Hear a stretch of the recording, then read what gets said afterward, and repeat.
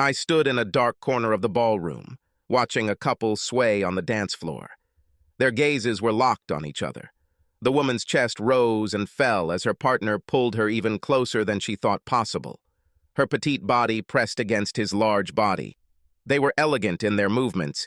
He moved with the grace of an athlete, and she followed his example well. All eyes were fixed on them.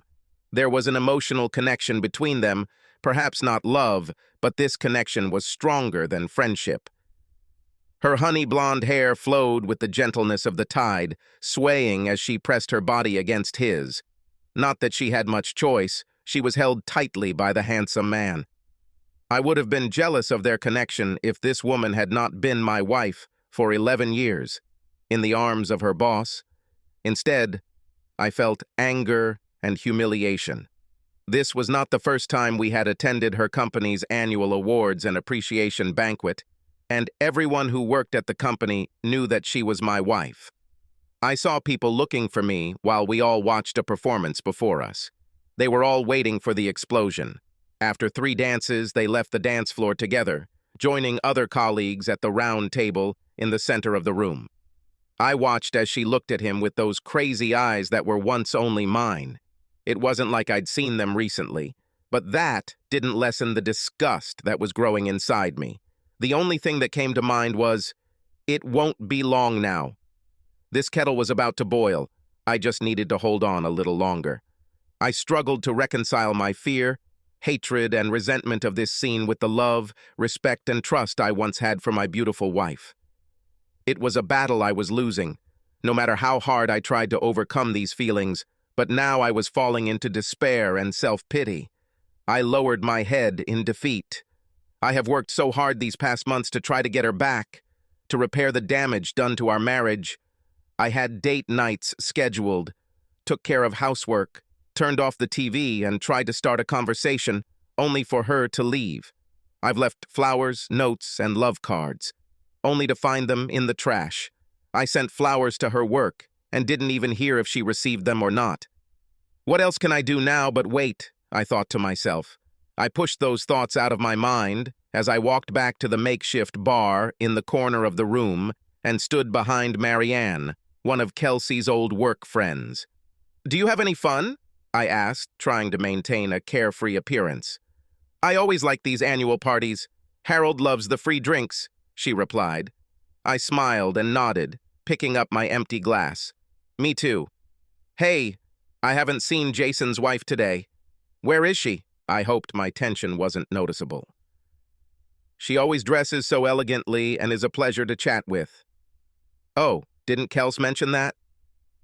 Today, Jason served her with divorce papers. I guess she was neglecting her marital responsibilities.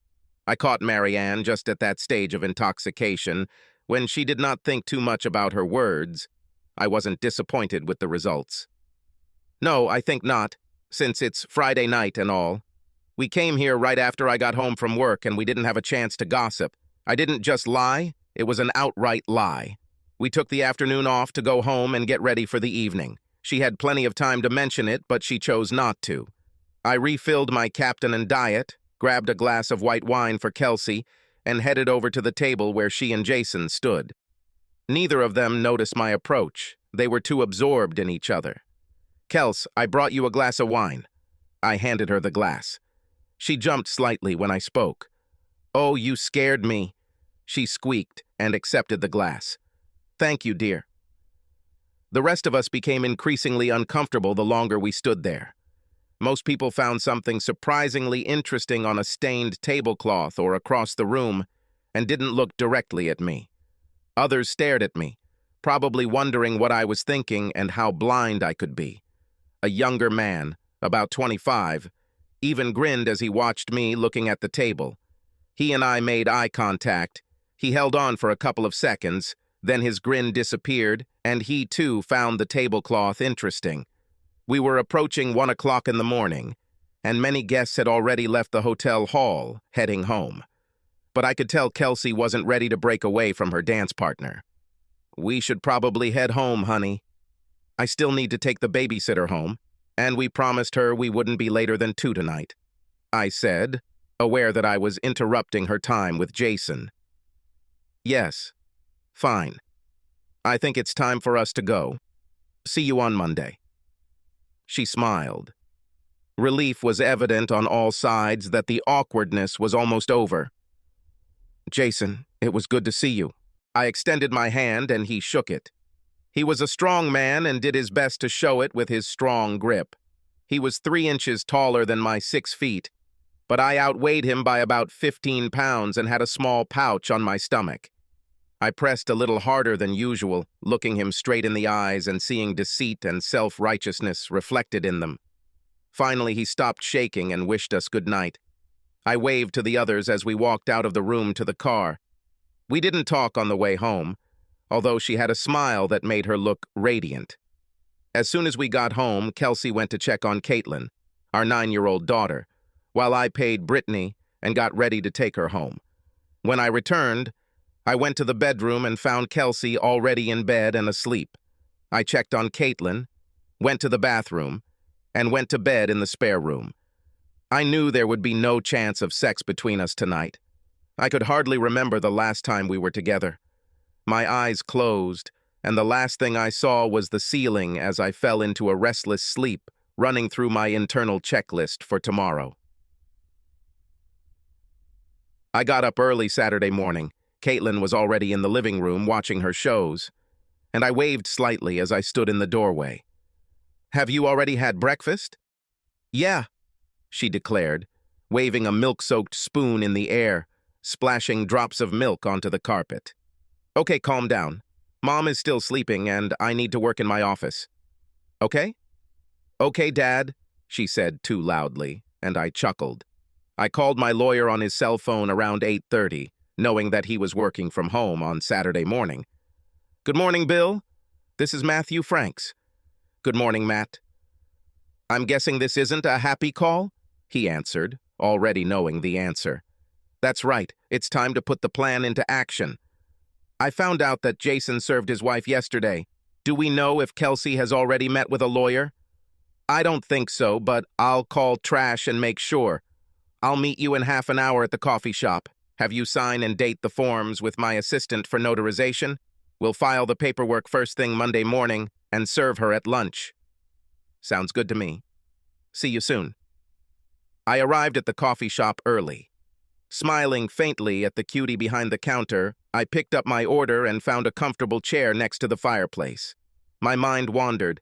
I never thought that I would divorce the only true love of my life.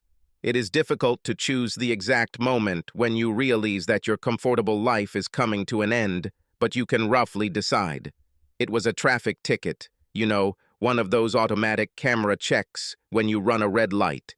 When you run a red light and they take a photo of the driver, the license plate number of the car along with the date and timestamp. That's all. I saw the fine when I received the mail. I laughed and immediately knew it was Kelsey. She always turned on her headlights when she was in a hurry. I opened it, deciding that I would just cry and not say a word. Nothing good could happen if she faced this head-on. The driver's photo showed Kelsey with a man's shoulder and arm to her right. I couldn't see his face, but I knew who it was. Nothing special. She could have been at lunch or going to a meeting. It could have been anything. I checked the date and time, March 5th. There was something about it that I didn't like. It wasn't that long ago that I started looking through my phone. I found our text messages on the 5th. "I'll stop by Mary's after work to pick up some clothes for Kate." I remember thinking there was nothing unusual about it. Mary's daughter was a couple of years older and we got nice gifts from them, although I thought Mary usually brought them to work. But still my radar did not signal. "Don't worry, do you want me to cook dinner?" "Yes." "What time should I expect you?" "Well, we could chat for a minute." "Okay, have fun." "Thank you, we will do that." What a bitch, I thought as I checked the intersection on Google Maps. It was on the opposite end of town from where Mary lived. But it can still be innocent, right? But then I started putting the pieces together. Since late November, Kelsey has kept a low profile. I noticed that throughout the holidays we quarreled over little things. By January, she no longer liked holding my hand while shopping or walking. Our general topics of conversation became limited to work or Caitlin. We no longer talked about our dreams. We didn't talk about family vacations or our future. I've had a trust fund since I was little. My great-grandfather bought a lot of undeveloped land in the Pacific Northwest. Then, as the local town grew, he sold portions of the land back to the town. When he died, I benefited from these purchases, and several $100,000 went into this fund. It grew again when my grandfather died, allowing the investment to grow again. I never needed to go into this since my family was self-sufficient. The balance stabilized and even grew a little, since it was created in such a way as to accumulate interest. After my father's death, when my mother had already died, I inherited all the property. I simply invested his trust in mine. With the wealth we had accumulated, the three of us were close to settling for life, but Kelsey and I continued to work and build our net worth in preparation for retirement. I received a prenuptial agreement to protect the fund when Kelsey and I got married. Every few years, we updated our prenuptial agreement and our wills. One of the clauses that always remained the same was the standard divorce clause, what's mine is mine, and what's yours is yours. We added a clause that Caitlin would receive an education in the event of my death, or if we divorced. Of course, there were provisions regarding the mechanism and circumstances of my death. Obviously, Kelsey would not have seen anything if she had had a hand in my demise. Because of this, I had access to a family lawyer and accounting services for many years. I contacted my lawyer and found out the name of the best local divorce lawyer. I made an appointment with him towards the end of the week to look at my options. Since we had a solid prenup, he wasn't worried about any financial issues. I explained that I was not ready to take any drastic action at this time, but just wanted to know what steps to take next. Well, Matt, we could get a private investigator to look into what's going on and see if there's anything to worry about. Unfortunately, all my investigators are busy right now. It will be several weeks before they can devote any time to your case. I do not want to wait. I'm already losing sleep over this. Are there any other options? Well, there is one like that. He's trying to start over, but few people really trust him. We call him Larry the Dastardly. Bill went to explain. He is a former police officer who was fired due to complaints and some questionable activities. He could start right away, but I don't know if I would recommend a long-term relationship with him. Why do you call him scoundrel? I asked, laughing. I want everything to be legal, so if we find something, we'll be on solid ground if we have to move forward. It's okay. He's legal. He has a habit of obtaining information such as detailed photographs and videos, as well as emails and telephone conversations, which, shall we say, walk the fine line of what is permissible in court. But I'm told that what he finds is, one way or another, conclusive evidence of infidelity. Okay, as long as it's legal. We could always pay him off and move on to a more reputable private investigator in a couple of weeks. I paused. Do you think he can start today? I'll call him and find out.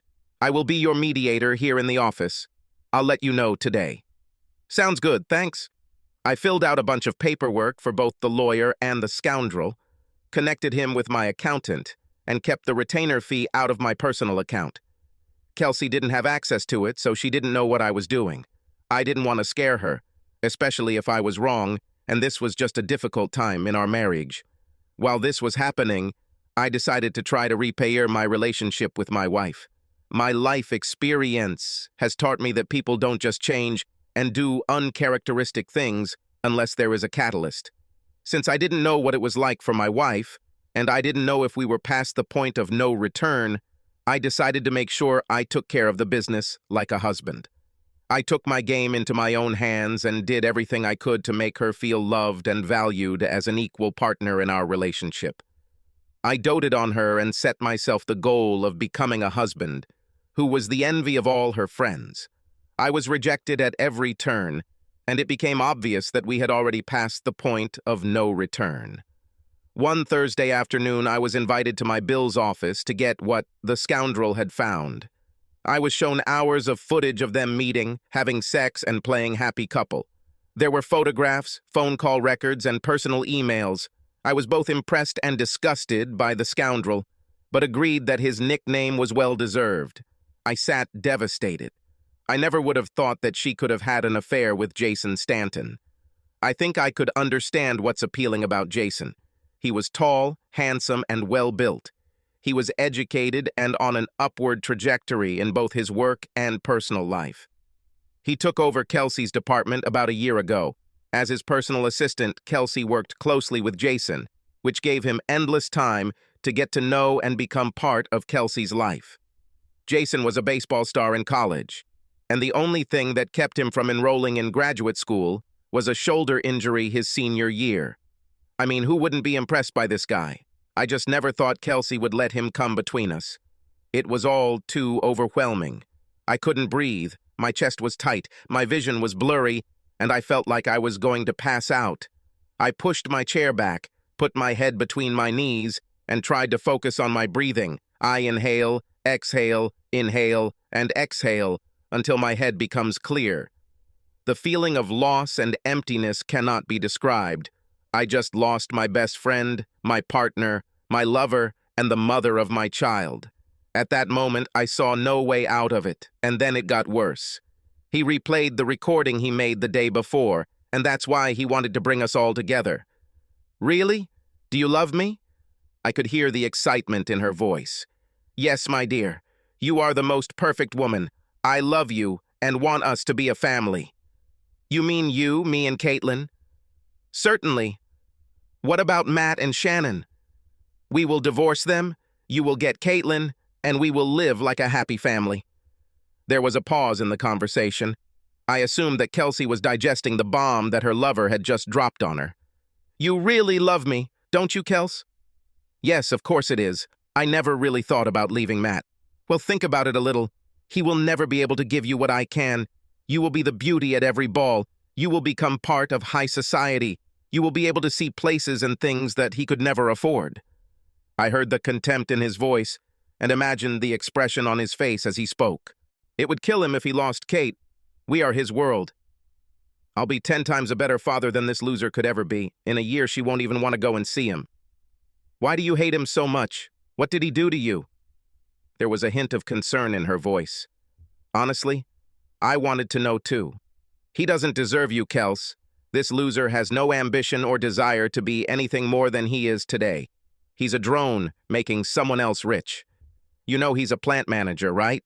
His plant employs 400 people, and they have the highest production and highest revenue per square foot of any plant. I was a little proud that Kelsey knew this, although I would have preferred this conversation to take place in their dining room rather than a hotel room. He's a wuss, a weak beta who had no drive or ambition in school and didn't even get an MBA. He served his purpose, honey. I can trample him into the dirt any day of the week. Jason, don't ever think that you're that much better than Matt. He's not a weakling. You don't know anything about his early life. He hung out with some bad guys and is very good with a gun. He almost went down the bad path himself until didn't decide to go to school.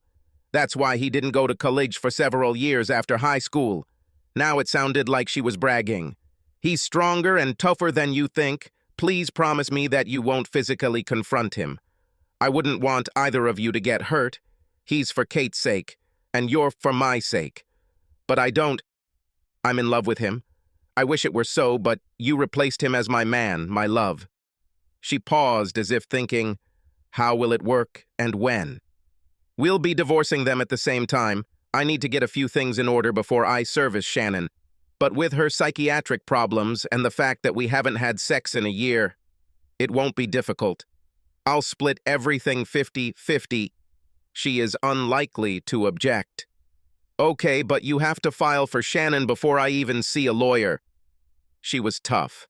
I guessed that she wanted to play it safe and not lose her comfortable life at the moment, even for the sake of her true love, her man.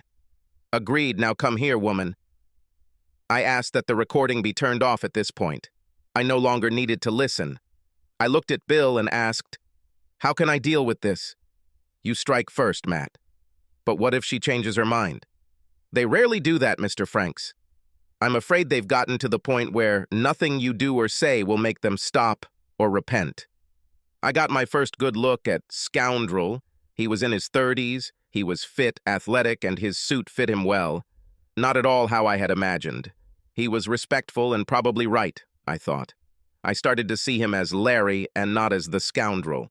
I got the feeling that this guy was really on my side. Even though I was paying, he cared and was disgusted by what he saw and heard from these two. "And would you want her after what you know now?" Larry added. "You're probably right, Larry." Turning to Bill. "Bill, give me a day or two to make a decision and I'll call you, okay?" "Sounds good, Matt. Can I start the document structure and we can add details later or stop the whole thing if necessary?" "Yes, let's do it this way." Larry followed me and handed me his business card. "Here is my personal number, Mr. Franks, in case you ever need me." "Please, Larry, call me Matt. Thank you." "Matt, I know some people who could help you get revenge if you decide to go down this path. I mean, they don't call me Larry the Dastard for nothing," he stated with a smile. Laughing, I said, "Nice to meet Larry. I'll let you know if I need any help." "Seriously, though, thanks for the offer. I don't think I could do that to Kels, but I like knowing I have a friend if I decide to go that route." Larry smiled at me and waved as he headed to his car. I thought about my choice all weekend.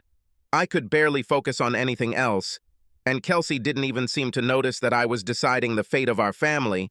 It occurred to me that she had already decided it for all of us. I struggled with all the feelings of doubt, anger, fear, and disappointment.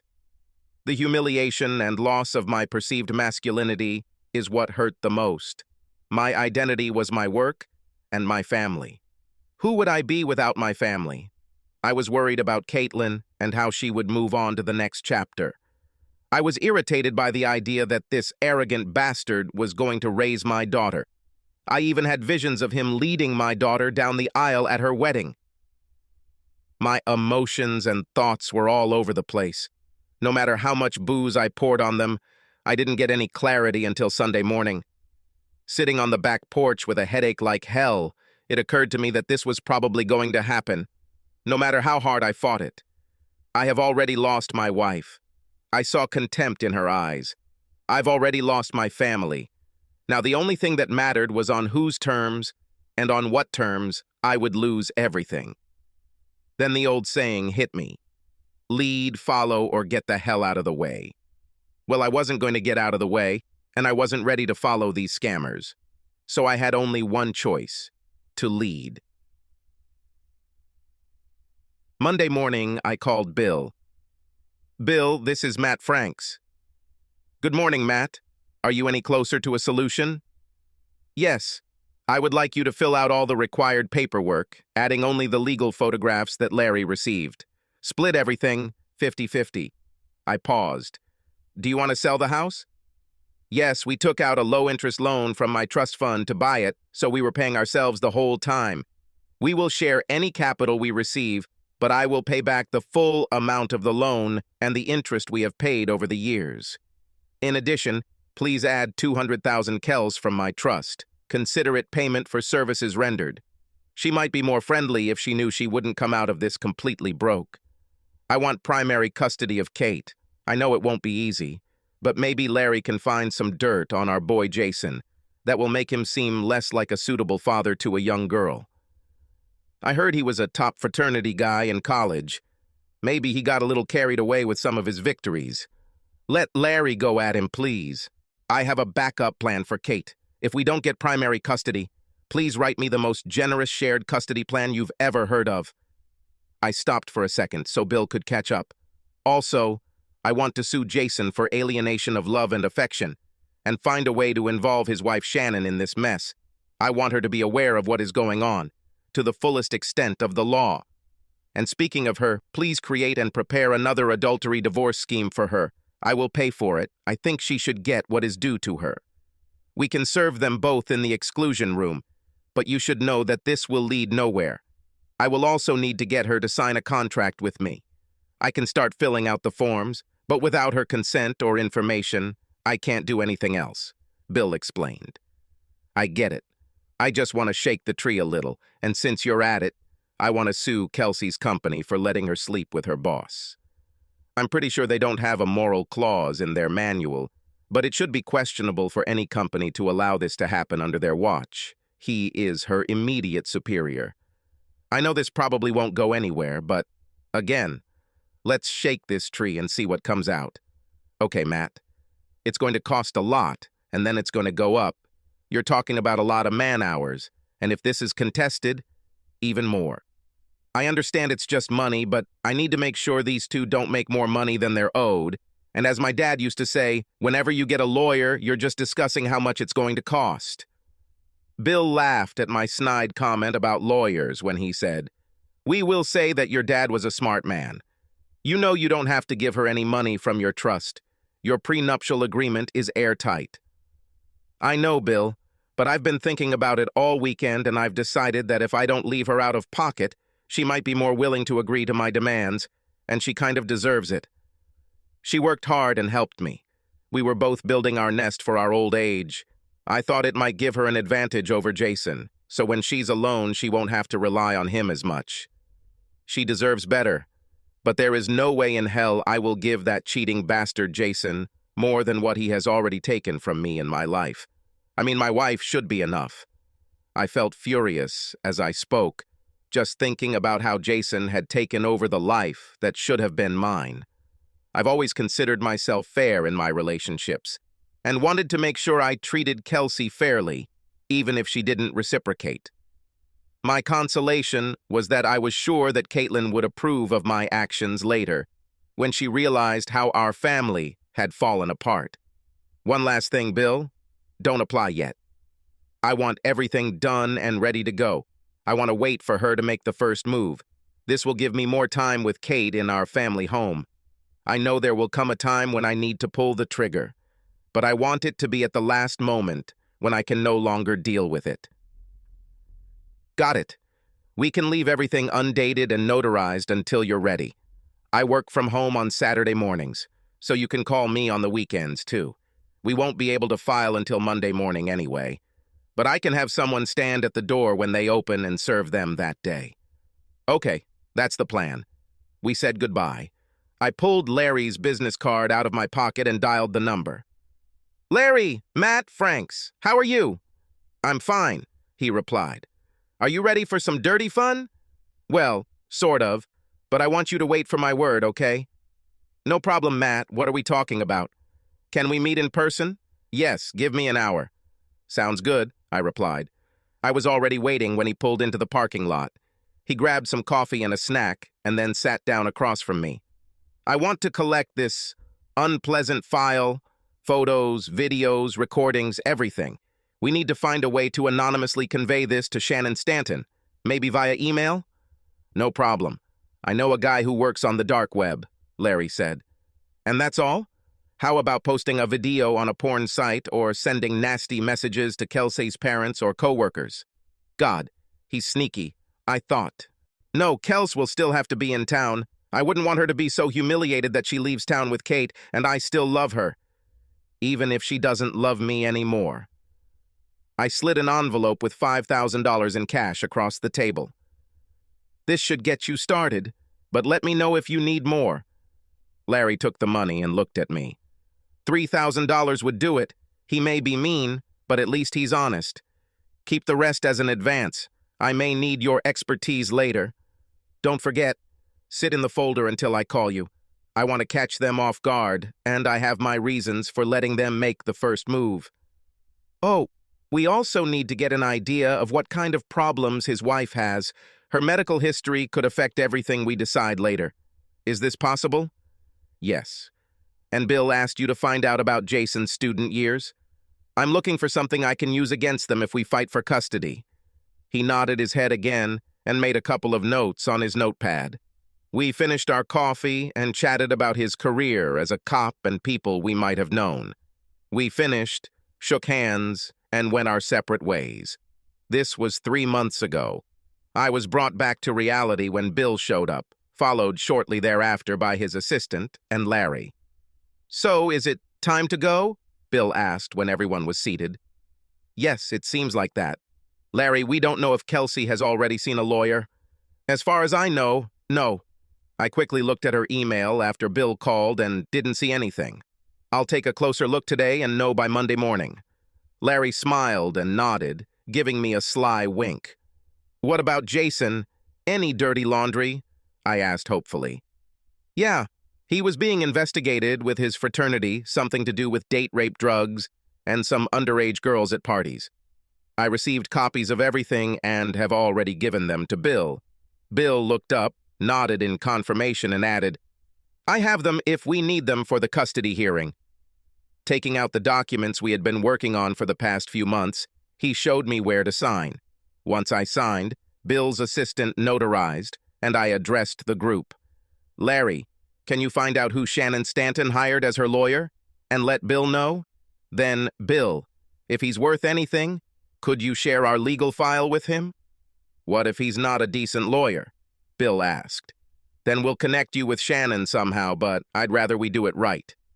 Larry, I don't think we need to send her creep. Larry nodded, sipping his coffee, and Bill looked at us both. Bill, can I pick up the documents on Monday afternoon? I'll give Kels the paperwork myself first and let her know what's going on, and then you can officially serve her on Tuesday. Bill nodded understandingly and talked to his assistant about getting the server ready for Tuesday. And then, I would like Jason and company to be served on Tuesday afternoon. I think we can start contacting Shannon as she will be updated soon. Bill, you can share the file with Shannon's lawyer on Monday afternoon, as long as he doesn't ruin my conversation with Kelsey on Monday night. I leaned back in my chair and sighed. Everything should be in full swing by Wednesday. Matt, have you thought about where Kelsey will be staying on Monday night? Bill asked. Just now, any problem with her staying in the house for a few days? No, until you get a restraining order and she agrees. I wouldn't sleep with her. Legally, I don't think it's a problem, but it might make you feel uncomfortable. I would be concerned about what a less scrupulous lawyer would have done with this information. Bill added. Okay, I'll give her a week to find a place. We're not having sex right now. I don't see a problem. Oh, you mean actually sleeping in the same bed? Oh, but our papers give me temporary control of the house and Kate, right? Yes, until her lawyer files a motion and has the whole thing overturned, or until we all come to an agreement. I meant actually sleeping in the same bed. It just might give a weird vibe to the applications, Bill stated. Don't worry, we're not sleeping together now. Hey, Larry, what did you find out about Shannon's health? She struggled with depression and bipolar disorder for years. Apparently, the drugs killed her sex drive, so Mr. Wonderful went looking. I don't think we want to know how you found out. Larry just smiled and shook his head, and Bill feigned shock. Bill, does this have anything to do with us? I asked. No, not now. This may play a role later, when we get to the guardianship part, and find out who stays with whom and when. We may mention this as a condition in the final draft so that Caitlin is never alone with him. Bill was busy taking notes on his iPad while he spoke. We chatted for a few more minutes, and one by one we interrupted our strategy session and continued with our day. I felt a little down for the rest of the weekend. My duties that had to be completed on Monday weighed heavily on me. Kelsey didn't notice anything, and I didn't expect her to. I called my aunt on Sunday and arranged for her to pick Caitlin up from school on Monday and keep her overnight so I could talk to Kelsey about some important family matters. They lived on a farm outside the city, and Kate loved to play with their dogs and feed the animals. She will be taking Caitlin to school on Tuesday, and I decided that we would break the news to Caitlin on Tuesday evening. I told Caitlin about these arrangements, and she was excited, although a little confused as to why she was being kept until Tuesday. I simply explained that Mom and Dad needed some personal time to discuss everything. She reluctantly accepted it. I slept in the spare room, and again Kelsey didn't mention it. She breathed a sigh of relief when she saw me heading there before bed. I lay there Sunday night, going through my checklist and double-checking my plan, and finally fell asleep. On Monday morning, I called my VP of Operations and explained that I needed a week off. I also called my assistant and senior production manager to provide any details they needed to know while I was gone. Around 1 o'clock in the afternoon, I went into Bill's office and accidentally found Larry there. I saw a stack of papers on the desk, and the flurry of activity in the office told me that everyone was busy. Matt, we filed paperwork at the courthouse this morning, and here are Kelsey's papers as you requested, and we have arranged for the official filing at your home around 9 a.m. Tuesday. Is that okay? Bill asked, handing me the envelopes. Yes, this should work. I'm going to convince her to take the rest of the week off. I'll call you if that changes, I replied. Great, fine. Bill paused for a moment to collect his thoughts before continuing. Larry found Shannon's lawyer, and he's pretty good. So I sent him our files, and his mouth started watering. He'll probably counter-sue for adultery and a ton more of their assets than 50-50. And he promised not to do anything until the morning. So it's all good. Okay, gentlemen, have we forgotten anything? I asked, a little depressed. Looks like Kelsey has an appointment with her lawyer next week, from what I can tell from her calls and emails. And Matt, please let me know if you need any more help, okay? Larry asked cautiously, earning another sharp glance from Bill at what was going on with us. Good. I think we're good, I replied, hoping I didn't have to get any dirtier than I already am. I guess it's all up to Kelsey and Jason now. I left Bill's office and texted Kelsey. Kels, are you going to be home at a decent time tonight? 5:30. Why? What happened? Nothing. I was a little distracted this weekend and wanted to try and catch up a little tonight. I made arrangements with Aunt Alex to pick Kate up this evening and leave her overnight. I think I'll bring home dinner. Any requests? How nice. Ready? I'll have dinner ready at 5:30. I felt like a complete jerk for setting her up like that. But that wasn't uncommon for me lately. I hoped she just thought I was going out of my way to be especially sweet and loving.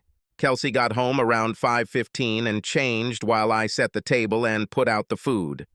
I poured a couple glasses of wine and was sitting at the table when she appeared.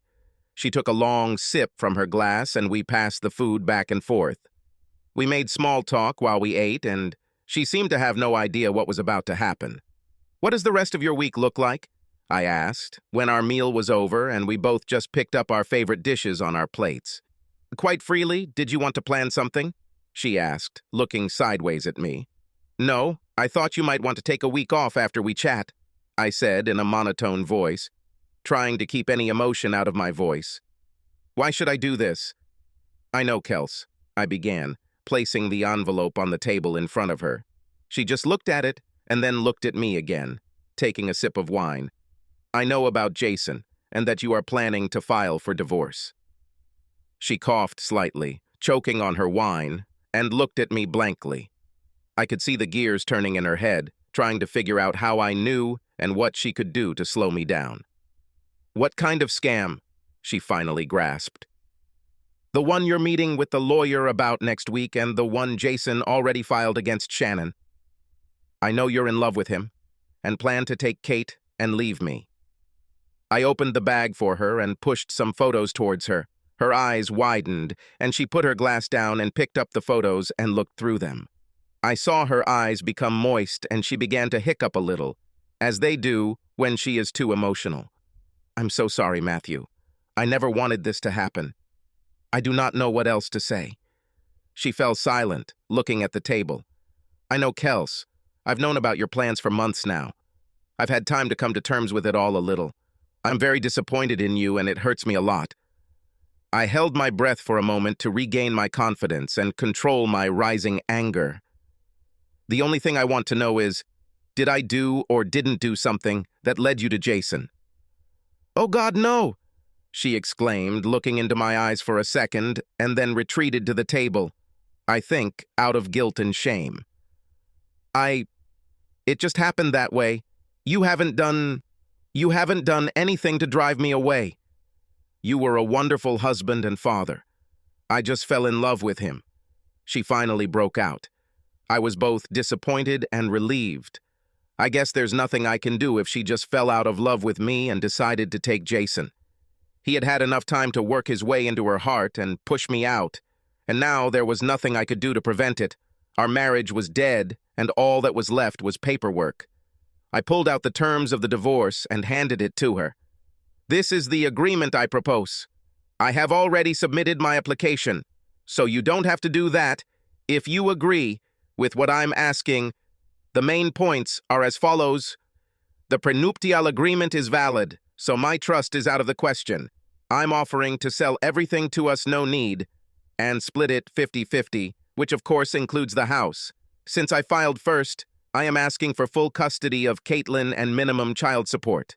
Of course, you will have a very flexible visiting schedule. I'll keep her on my insurance, but of course you'll need to get your own. You keep your 401k and all the investments you had during the marriage, as well as the inheritance you received from your mom. I wouldn't want to take anything that's truly yours away from you. We will split all the investments we started as a couple. Kate and I will stay in the house until we sell it. I'm also giving $200,000 from my trust so you can get settled. I would recommend that you create a prenuptial agreement and protect it if you get together with Jason as planned. I wouldn't want you to lose anything. I want to make sure that you can be self-sufficient and self-reliant as I am, not asking for any spousal support. I stopped to watch her absorb what I had just laid out for her. I think I should take Caitlin. The girl will need her mother when she grows up, she said decisively. I completely agree, but you can do this remotely through visits and calls. Honestly, I don't trust Jason with our daughter. I already know that he plans to try to turn her away from me with gifts and his polite nature. Since he couldn't give birth to his own child, he wants mine. And I think I'm more than generous in allowing him to already have my wife, but he won't have my daughter. I understand that you will want to discuss the custody part. I suggest that lawyers earn their living and try to be polite. I offered it as a peace offering when I saw her face turn red during the discussion between Kate and Jason. He would never hurt her, and that would be up to you. Separating her from her mother is a good way to do this. Well, in any case, she will stay with me until we figure out something else.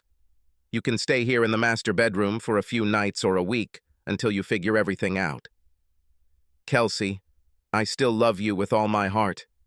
I thought we'd conquer the world together, but you're killing me here, and I don't know what else to do. My world is falling apart, and I'm trying my best to be fair and kind. I really don't want to hurt you the way you hurt me. Trust me, though, if you go nuclear or let Jason interfere in our affairs, I will respond in kind. And, honey, I have resources that none of you have. My tone changed, and she could finally hear the anger in my words. I can play hard if forced. She's seen this before. So please, let's put this on low heat and let the lawyers sort it out. I would really like to be polite and courteous to you anytime we meet. I feel like it will be important for Caitlin to see us socially. I plan for both of us to be deeply involved in our daughter's life. I begged her. I really didn't want it to be a protracted knockdown fight. I am free until the end of the week, and by law you must be officially served, which is scheduled here in the house at 9 a.m. I didn't want you to feel embarrassed at work, so you might want to consider calling and taking a few days off too. I know it will be hard for both of us to be at home, but I thought we would sit down with Caitlin tomorrow night, or keep her at home on Wednesday to explain what's going on. Thoughts. Kelsey had already stopped eating and looked a little pale and sickly. I think the full consequences of her actions have finally sunk into her. She had only herself to blame. I was fat, dumb, and happy until she melted all this.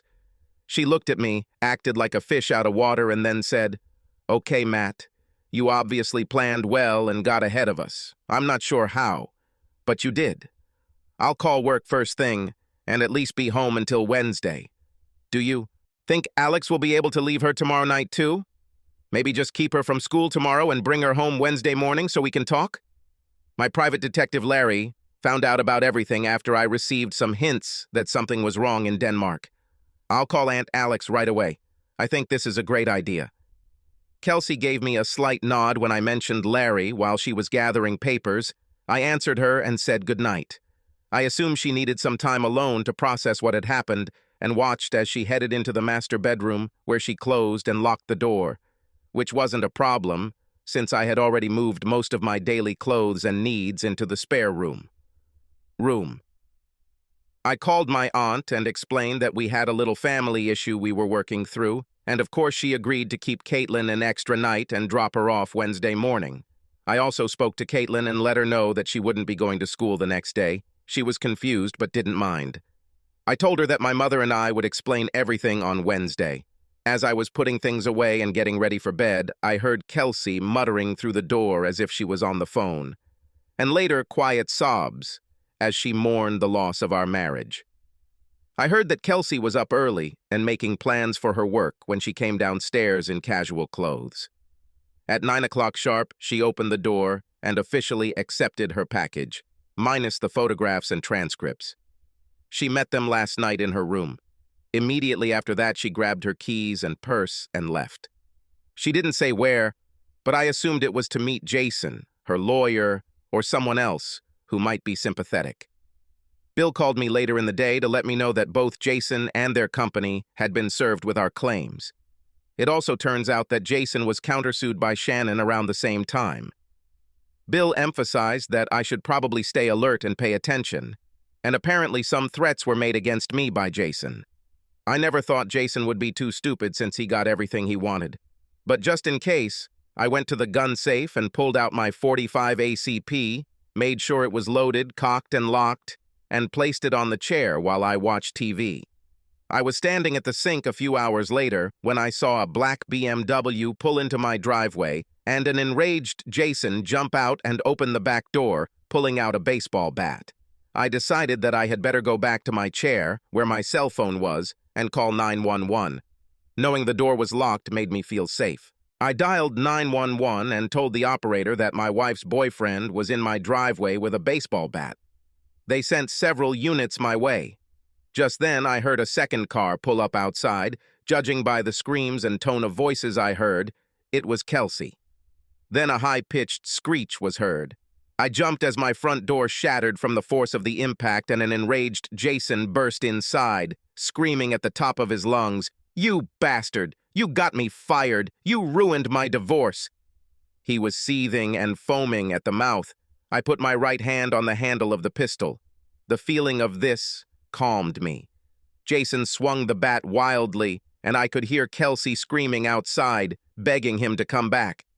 "I took your wife, and now I will kill you and take your daughter too." I let him walk another 5 feet before I pulled out my gun. His eyes were narrowed, and you could tell his judgment was poor. His bat was raised above his head, but it was unlikely to be effective at 25 feet. The crack of the bullet in the chamber was deafening. I was always taught to hit my targets 3 times, and by practicing my instincts, the second shot went off a split second after the first. Jason slowed down, and I think it was just the momentum that made him take the next awkward step, and he was falling by the time the third round came out of the barrel. I caught some movement at the door, but I was too focused on my task to notice it. The bullet flew through and lodged in the splintered front door, narrowly missing Kelsey's head. She did not escape unscathed. Jason's body fell to his knees and then landed hard on his stomach. I could now hear screams over the ringing in my ears, and I was surprised by how loud the gun was in the immediate area. I began to hear sirens wailing and responding officers screaming. Not knowing how extreme the situation was, they laid Kelsey on her stomach and handcuffed her in front of the open door, her squeals and screams continuing unabated. I was shocked by the events that were unfolding in front of me and finally focused on the gun pointed at my face and the officer shouting, "Stop! Drop the gun!" he ordered, and I came to my senses a little, dropped the weapon, and followed his command. The next 2 weeks were hectic and overwhelming. Jason was pronounced dead at the scene. I later learned from police reports and eyewitness accounts that he apparently received my lawsuit and updated divorce papers from his wife at the same time. It didn't take him long to realize that the photos came from me. Kelsey stood next to him as he opened the envelope from his wife and confirmed that she too had a set of these photographs. Moments later, they were both called into the vice president's office, where they confessed to their affair, not realizing what the outcome would be. Knowing that my lawsuit against the company would not go anywhere, the managers felt it necessary to fire the managing director for having an affair with a subordinate. Which is what they did.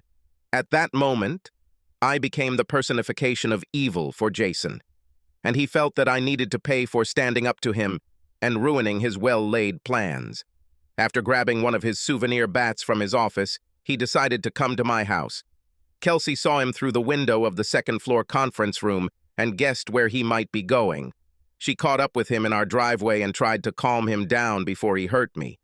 Of course, neither of them knew that I had been warned in advance of their arrival, and was ready. Kelsey received a black eye when Jason hit her when she tried to stop him from entering. Apart from this, she did not suffer any other injuries, but she had nightmares for several months. I talked to her once or twice between police interviews, prosecutors, and courtroom visits, but we never had a serious conversation about what happened in our home. Kelsey was a shell of her former self, losing her husband, lover, and daughter in less than 24 hours did so. She never recovered. Kelsey stayed in touch throughout the divorce, and possibly for a month after it was finalized. She didn't even hire a lawyer or contest the divorce. I easily won custody of Caitlin. Much to my surprise, she never accepted her part of the financial agreement. Bill kept it for her, but eventually gave it back to me a year later. She also never returned to our house and stayed with the family until she disappeared. She had a few supervised visits with Caitlin, but they were awkward or unsuccessful. I made sure Caitlin was available for every scheduled visit. Whether we had confirmation from Kelsey or not, she showed up about every fourth visit. I was told that Kelsey was addicted to painkillers and other drugs that were prescribed to calm her down and help her become mentally whole. By the time she disappeared, she was unemployed, friendless, and penniless. Neither Caitlin nor I nor anyone she knew had any contact information, and we never heard from her again. We have no idea what happened to her. We lost our wife and mother. The house was sold.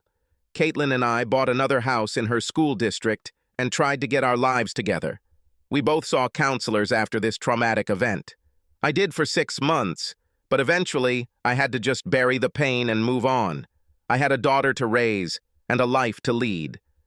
Caitlin spent several years with a counselor on and off, in part due to her reaction to the divorce and Kelsey's disappearance.